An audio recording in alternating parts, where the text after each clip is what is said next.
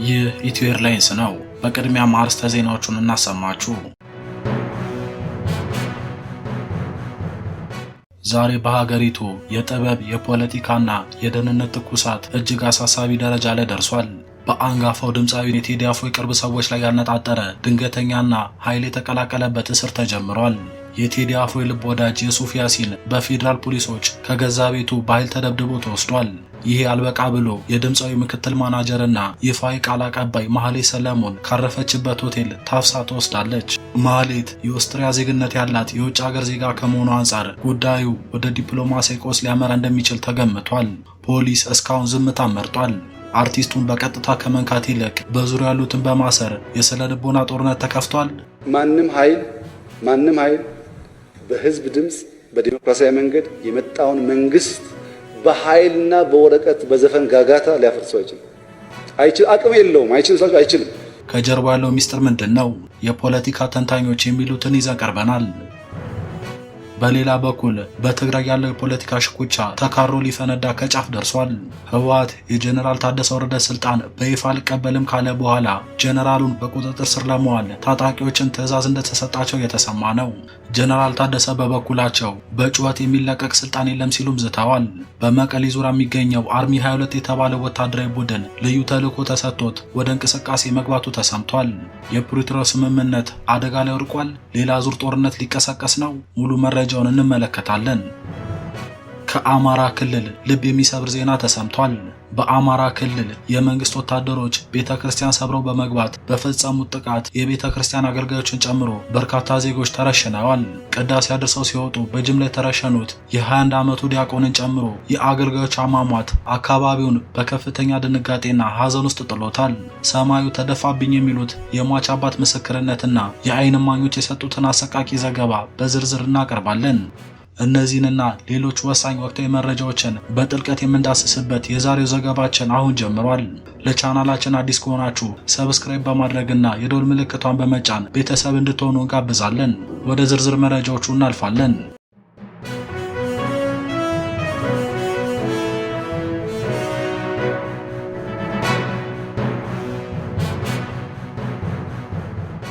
በመጀመሪያም በኢትዮጵያ የጥበብና የፖለቲካ ትኩሳት ውስጥ አዲስና እጅግ አሳሳቢ ክስተት ተፈጥሯል። በሀገሪቱ ተወዳጅና አንጋፋ በሆነው የሙዚቃ ኮከብ የቴዲ አፍሮ የቅርብ ሰዎች ላይ ያነጣጠረ ተከታታይ የኃይል እርምጃና እስር እየተፈጸመ ይገኛል። የቴዲ አፍሮ የረጅም ዘመን የቅርብ ወዳጅና የዘወትር የስቱዲዮ አጋሩ የሆነው የሱፍ ያሲን ትላንት ከሰዓት በፌዴራል ፖሊሶች በቁጥጥር ስር መዋሉን ቤተሰቦቹ ተናግረዋል። ይህ 6 በሚሆኑ የፌዴራል ፖሊስ አባላት የተፈጸመው ድንገተኛ ዘመቻ ከሕግ ጥላ ስር ከመዋል ባለፈ ከባድ የሰብአዊ መብት ጥሰት የታየበት እንደሆነ ተነግሯል። ፖሊሶቹ የሱፍ ያሲንን ከገዛ ቤቱና ከቤተሰቡ ፊት በኃይል እየደበደቡ መውሰዳቸው ተገልጿል። ይህም እርምጃው ሕጋዊ ማጣራትን ሳይሆን ማስፈራራትንና የኃይል እርምጃን ያማከለ መሆኑን ያሳያል ሲሉ ታዛቢዎች ስጋታቸውን ገልጸዋል። ይህ በእንዲህ እንዳለ በእነዚሁ የቅርብ ሰዎች ላይ ያነጣጠረው እርምጃ ይበልጥ አሳሳቢ ወደሆነ ደረጃ ተሸጋግሯል። የቴዲ አፍሮ ምክትል ማናጀርና ይፋዊ ቃል አቀባይ የሆነችው ማህሌት ሰለሞንም በተመሳሳይ በፌዴራል ፖሊስ ቁጥጥር ስር ውላለች። ማህሌት ሰለሞን ካረፈችበት አትላስ አካባቢ ከሚገኙ ሆቴል ውስጥ በ6 የፖሊስ አባላት ተይዛ ተወስዳለች። ማህሌት በትውልድ ኢትዮጵያዊ በዜግነት ደግሞ ኦስትሪያዊት ስትሆን በአርቲስቱ የሥራ ማኔጅመንት ውስጥ ቁልፍ ሚና ያላት አባል ነች። በተለይም አሁን ሲጠበቅ የነበረውን የቴዲ አፍሮን አዲስ አልበም መውጣት ተከትሎ የተለያዩ ይፋዊ መግለጫዎችንና የሥራ እንቅስቃሴዎችን ስታስተባብር ቆይታለች። ፖለቲካዊና የደህንነት ተንታኞች እንደሚሉት ይህ ተከታታይነት ያለው እስር ተራ የሕግ ማስከበር ሂደት አይደለም። ይልቁንም በቴዲ አፍሮ ዙሪያ ያሉትን የቅርብ ሰዎች፣ ስራ አስኪያጆችና ወዳጆች ነጥሎ በማጥቃት በድምፃዊ ላይ የሚከተሉትን ጫናዎች ለመፍጠር ያለመ ነው ብለዋል። አንደኛው የስነ ልቦና ጫና ለመፍጠር ነው ያሉ ሲሆን በድምፃዊ ላይ ቀጥተኛ ያልሆነ ማስፈራሪያና የማስጠንቀቂያ መልእክት ለማስተላለፍ ነው ብለዋል።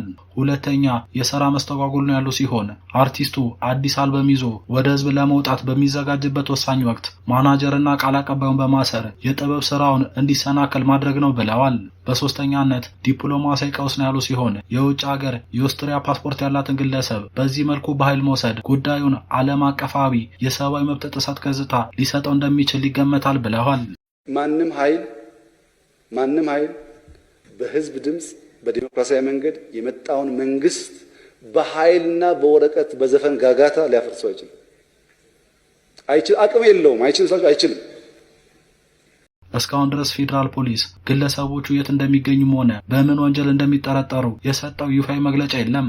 አንድ ስማቸው እንዲጠቀስ ያልፈለጉ የቤተሰብ ምንጭ ለሚዲያ ሲናገሩም አንድ አርቲስትም በቀጥታ ከመንካት ይልቅ በዙሪያ ያሉትን የሥራ አጋሮች በማሰር ለማዳከም የሚደረገው ጥረት በሀገሪቱ የሕግ የበላይነት ላይ ትልቅ የጥያቄ ምልክት የጣለ ነው ብለዋል። ክቡራን ተመልካቾች እኛም ጉዳዩን እየተከታተልን ተጨማሪ መረጃዎችን የምናደርሳችሁ ይሆናል። በትግራይ ያለው የፖለቲካ ሽኩቻ ተካሮ ሊፈነዳ ከጫፍ መድረሱ ተገለጸ። ህወሓት የጀነራል ታደሰ ወረደ ስልጣን ተቀባይነት የለውም በሚል በማዕከላዊ ኮሚቴው ውሳኔ ካስተላለፈ በኋላ ታጣቂዎችን ትዕዛዝ እንደሰጣቸው የተሰማ ሲሆን በዚህም በመቀሌ ከተማና በአካባቢው የሚገኙ አርሚዎች የጀነራል ታደሰ ወረደን ትዕዛዝ የሚቀበሉ ባለስልጣናትና እርሳቸውን ጀነራል ታደሰን በቁጥጥር ስር እንዲያውል ትዕዛዝ ተሰጥቷል የሚሉ መረጃዎች ወጥተዋል። ጀነራል ታደሰ ወረደ ደግሞ ትላንት በሰጡት መግለጫ በግርግር የሚነጠቅ ስልጣን የለም፣ በጩኸት የሚወርድ ባለስልጣን የለም ሲሉም ተደምጠዋል። በመቀሌ ያለው አጠቃላይ ፖለቲካዊ፣ ወታደራዊ እንዲሁም ደግሞ የስልጣን ሽኩቻው ውጥረት አይሏል። የፖለቲካና ወታደራዊ ውጥረቱ ባየለበት ሰዓት የተለያዩ አካላት መግለጫዎችን ሰጥተዋል።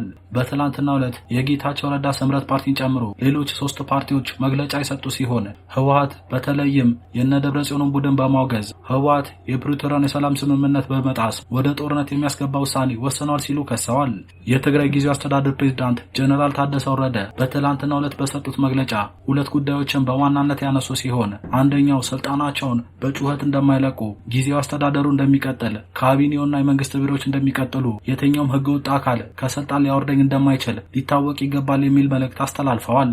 በሁለተኛነት ጀነራሉ የፕሪቶሪያው ሰላም ስምምነት መጣስ ፍጹም ህገወጥነት ነው በሚል የነ ደብረጽዮንን ቡድን የወነጀሉ ሲሆን ወደ ጦርነት የሚያስገባ እንቅስቃሴ ነው ሲሉም ገልጸዋል።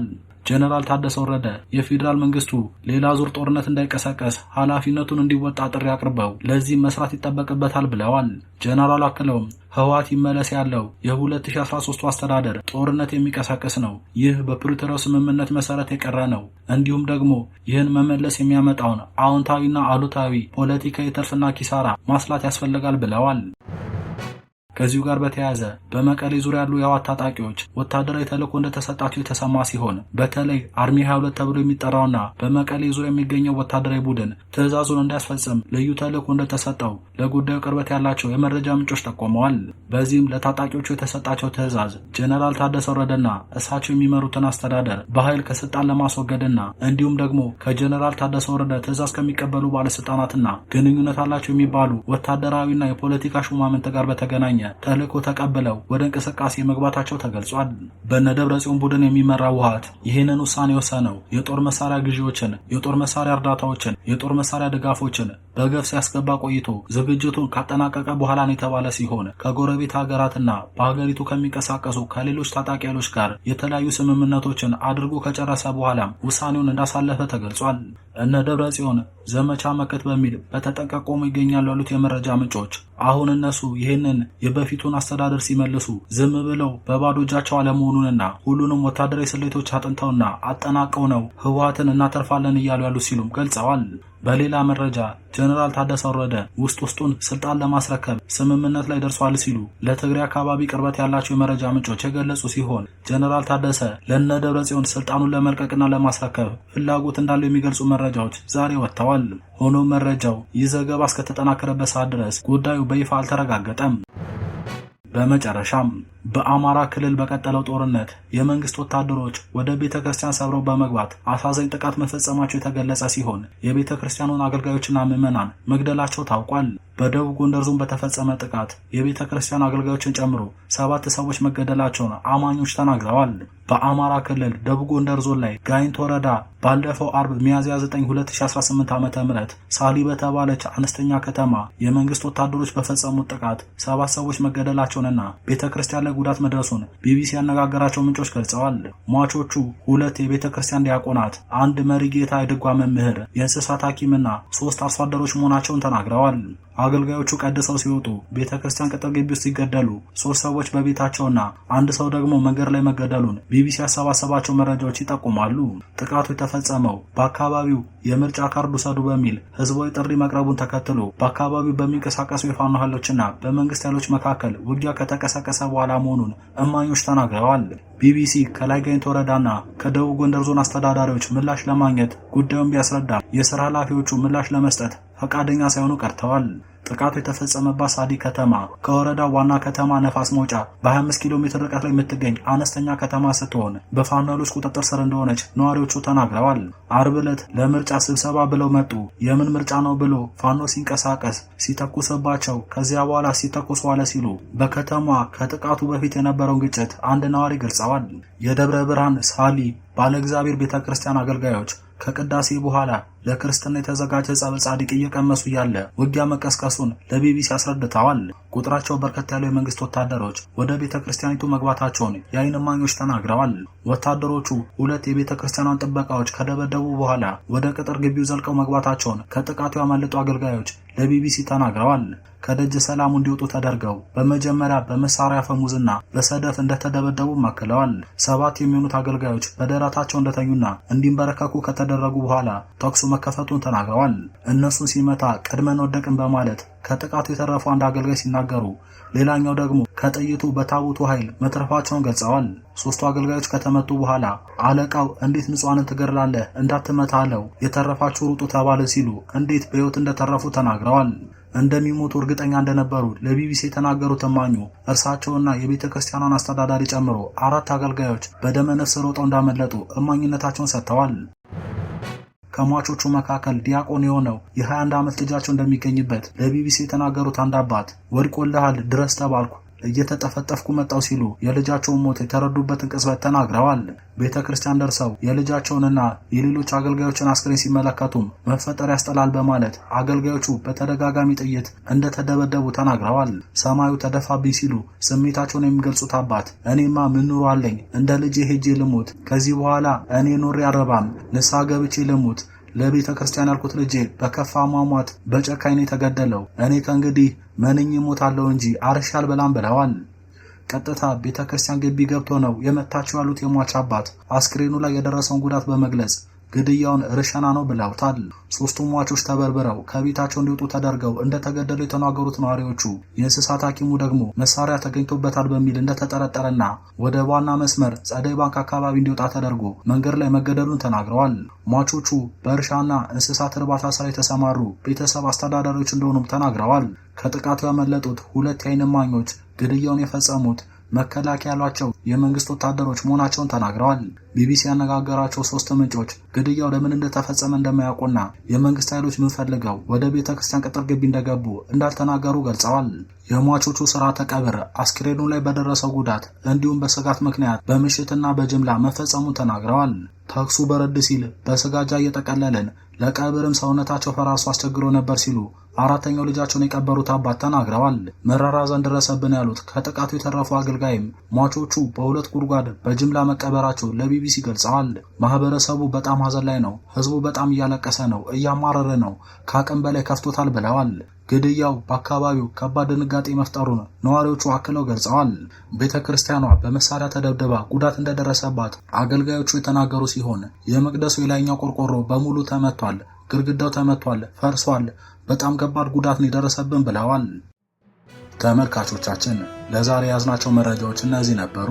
በቴዲ አፍሮ የቅርብ ሰዎች ላይ የተጀመረው እስር፣ በትግራይ እየታየ ያለው የጦርነት ዳመናና በጎንደር የተፈጸመው አሰቃቂ ጥቃት የሀገሪቱን ወቅታዊ ሁኔታ ይበልጥ አሳሳቢ አድርገውታል።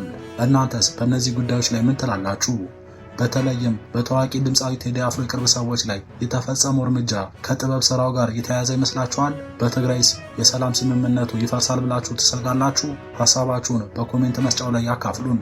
ይህ መረጃ ለሌሎች እንዲደርስ ላይክ እና ሼር ማድረጋችሁን እንዳትረሱ። አዳዲስና ትኩስ መረጃዎች በየደቂቃው እንዲደርሷችሁ ደግሞ ቻናላችንን ሰብስክራይብ በማድረግ የደወል ምልክቷን ይጫኑ።